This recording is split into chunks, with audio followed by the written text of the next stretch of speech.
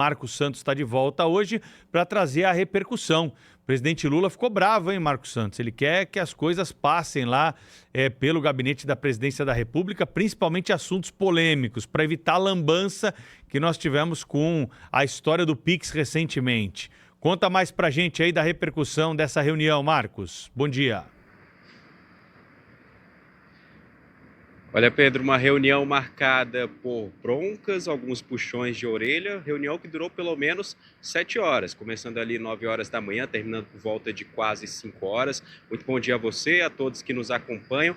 O presidente Lula deu bronca em alguns ministros, né, como você disse também. O presidente, inclusive, deixou claro logo assim que começou a reunião ministerial, dizendo que não vai liberar nenhum ministro para ficar falando assim de qualquer forma com a imprensa, dando informações, fazendo uma portaria que ele acabou classificando, dando declarações que possam até mesmo comprometer o governo federal. Então, nessa reunião que aconteceu ontem na Granja do Torto, a residência oficial da Câmara, residência da presidência, residência de campo da presidência, o presidente deixou claro essas informações. Deixou claro também, ele deu um destaque maior nessa reunião para Sidônio Palmeira. Até importante falar sobre ele, que é uma coisa que vai envolver todos os ministérios, justamente porque ele entrou, agora é novo ministro, participou da primeira reunião ministerial dele com o governo Lula e ele é um homem de confiança do presidente. O presidente já deu, inclusive, carta branca para ele e ele foi autorizado pelo presidente para fazer, inclusive, alterações na comunicação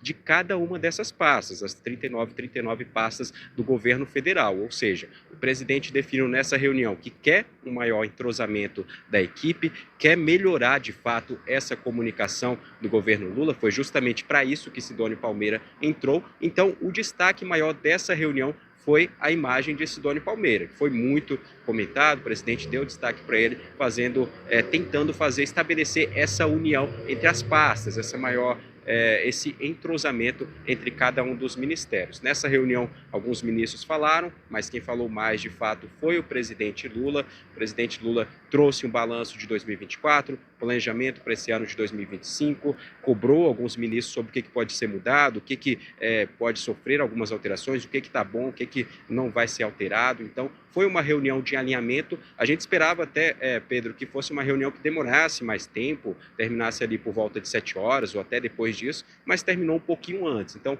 não foi uma reunião muito extensa, mas foi a primeira reunião ministerial que aconteceu ontem lá na Granja do Torto, aqui em Brasília. Obrigado ao Marcos Santos. Cláudio Humberto, qual que é a repercussão aí nos bastidores de Brasília, tua análise sobre essa primeira reunião do Lula com todos os ministros, Cláudio? Olha, Pedro, na verdade, assim, a bronca do presidente é uma bronca fake, né? Ele quis fazer parecer que não tinha nada a ver, por exemplo, com a atrapalhada do Pix, né? E tinha tudo a ver, foi ordem dele, né? Aqui todo mundo sabe disso, né? Até porque o presidente Lula tem muitos defeitos, mas tem como é que eu diria, uma condição que se percebe desde o primeiro governo. Quem manda é ele. Ninguém tem a ousadia de tomar qualquer decisão minimamente relevante que não passe por ele. E as pessoas cumprem ordens que recebem dele ou de alguém que ele designa para isso, em geral, o chefe da Casa Civil. Então, atribuir como ele fez, terceirizando responsabilidades, olha, esse negócio de decreto tem que passar pela Casa Civil, mas é exatamente o que faz. As portarias dos ministros, atos, sobretudo esses que impactam na vida das pessoas, dos cidadãos, passam pela Casa Civil, passam pelo presidente da República. O que ele fez ontem foi terceirizar a responsabilidade. Não tem nada a ver com isso. Isso aí é culpa do Haddad.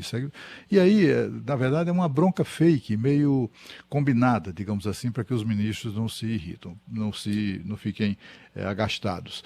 E aí restou ao ministro da Fazenda, para tirar também o dele da reta, de apontar, devia culpar quem? O Bolsonaro. Só pode ser, a culpa é do Bolsonaro, né?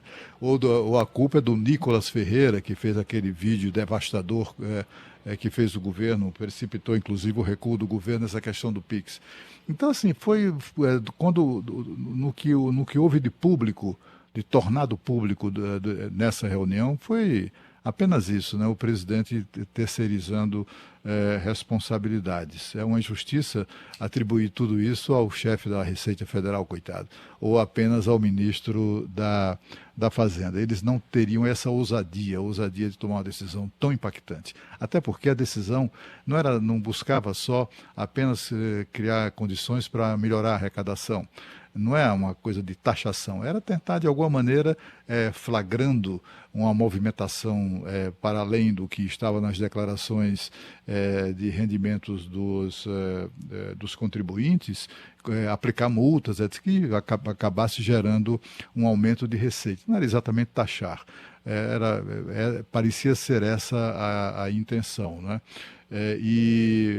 Mas é assim, na verdade, do ponto de vista político, as pessoas os luas pretas que imaginaram essa história dessa presepada de espionar o PIX dos cidadãos, a intenção era destruir o PIX, era exatamente tirar do PIX essa coisa que é, pelas pesquisas, né, que o governo faz, considerado um dos maiores legados do governo anterior. É a criação do PIX. É um incômodo para o governo do PT que exista esse legado. Enfim, essa reunião de ontem foi uma reunião que tomara que seja produtiva, mas só serviu para isso mesmo. O presidente reafirmar publicamente que não tem nada a ver com aquilo com o qual ele tem tudo a ver. É um assunto muito sensível, a gente falou aqui, viu, Cláudio? Desde o começo do ano, para você baixar uma portaria no dia 1º do ano, no comecinho do ano, sem explicar exatamente com a sociedade, sem fazer um debate sobre os reais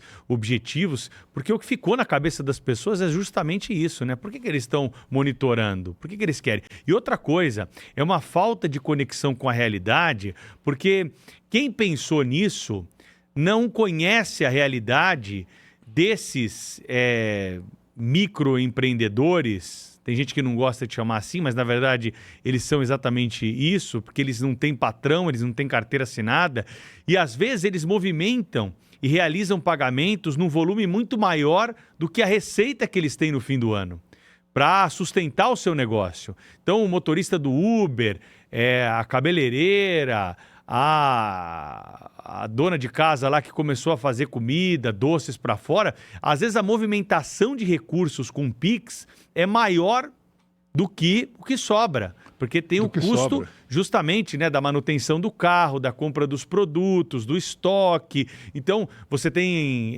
reparos que são feitos ali no pequeno salão de cabeleireiro. E hoje, Cláudio, nós mostramos aqui o sucesso do Pix, né? É um meio de pagamento mais utilizado pelo brasileiro, porque ele é rápido, seguro, eficiente. Tem que tomar cuidado só com o golpe do Pix, porque tem malandro, e o governo deveria, em vez de ficar monitorando, cuidar dos malandros aí que ficam tomando dinheiro do povo no golpe do Pix. Essa era uma boa estratégia envolvendo o Pix. Mas mexer num assunto tão sensível como esse, da forma como foi, olha, é para ganhar prêmio aí de incapacidade e de falta, né, de tato para mexer em assuntos que mexem com a vida de toda a população brasileira. Nesse caso, né, Pedro, do Pix, o governo fica tentando culpar os outros. É sempre a culpa dos outros, né?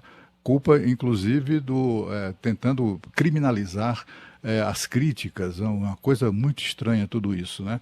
Você vê a questão do Nicolas Ferreira, né? O número que me chegou ontem é que já somam alguma coisa como 350 milhões de visualizações. É isso mesmo. Aquele vídeo, né? Mas isso assim, não significa que 350 milhões de pessoas viram o Pix, o vídeo. Não é isso. Na verdade, são as pessoas que viram esse vídeo mais de uma vez para compreender bem aquilo que ele continha, que era uma explicação do deputado sobre a visão do deputado sobre tudo o que estava acontecendo e a intenção que estava por trás dessa história do governo espionar o Pix, da movimentação de Pix das pessoas. E assim, o que se pode depreender que não há um único motoboy, uma única cabeleireira, um único trabalhador autônomo deste país que não tenha visto essa mensagem e que não tenha visto, né, Pedro, mais de uma vez, para absorver bem essa história. E não foi, na verdade, o que conspira contra o governo Lula e o que conspira contra a sua credibilidade e faz com que ele despenque nas pesquisas de avaliação de governo, não é fake news, essas bobagens todas que se alegam. São os próprios erros do governo. O governo mexer em PIX vai querer, de alguma maneira, atormentar pessoas que já têm uma vida tão dura, né? De fato, foi uma atrapalhada e o presidente fica o tempo todo tentando se livrar disso. E a reunião de ontem, você vê que ele foi escolhido a dedo. Assim, o que foi colocado publicamente para ser divulgado foi ele dando uma bronca fake nesse negócio de portaria, é como se ele quisesse dizer que não tem nada a ver com isso. E todos sabemos aqui em Brasília, quem é minimamente informado sabe que a ordem foi dele.